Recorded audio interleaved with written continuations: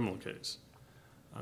And, you know, the frustration that you're going to hear from the Lance Armstrong legal team is that, you know, this case, unlike any other in my career, had a long history of what I call the for him and against him teams. And there was a tremendous amount of bad blood going back decades in connection with this cycling world. Again, the likes of which I haven't seen. But, you know, we did struggle through almost 2 years with the U.S. Attorney's Office in Los Angeles, going through the facts as we understood them, and the relative merits or lack of merits of the case. And, you know, we were delighted in the U.S. Attorney in Central District, California, decided to decline the case.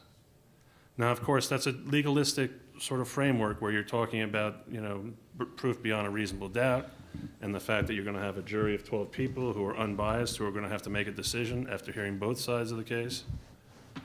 And that never happened. And, you know, for the lawyers in us, you know, in some ways that feels like a shame, because that's what we live to do, test the evidence.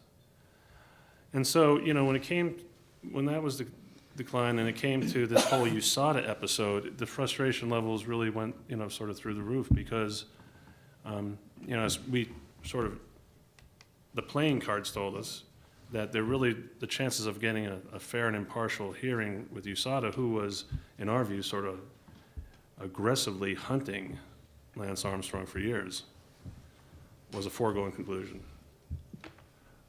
And there really wasn't the type of due process checks that we would like to have seen, for example, a jury or a neutral arbitrator picked.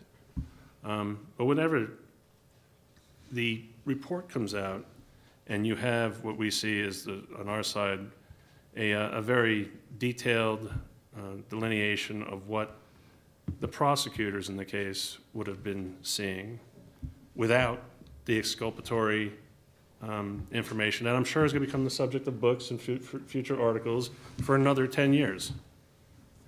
And so if you ask really how we come out of this process, we come out as the trial lawyer type people frustrated. But you know, taking Lance Armstrong down either in media or in a USADA report, not the same thing as a trial. And I really would have loved to have had the opportunity to test that evidence. Thank you. I know I'm supposed to give a statement, but I'm going to ask a question instead because it's in my nature. My question is for Brian and Tim. It's I wanted you mentioned that you're trial lawyers and you're bred to fight these things in court, and this is what you live for. So why did Lance stop fighting the charges? Why did he not agree to go to arbitration, which was his right under the Ted Stevens Sports Act, which was mandated by Congress? Well, before you answer, we all should understand that there are certain things that the lawyers can't disclose, but certainly we should try and ask as much as we can. but I do appreciate them coming, and I think we had a little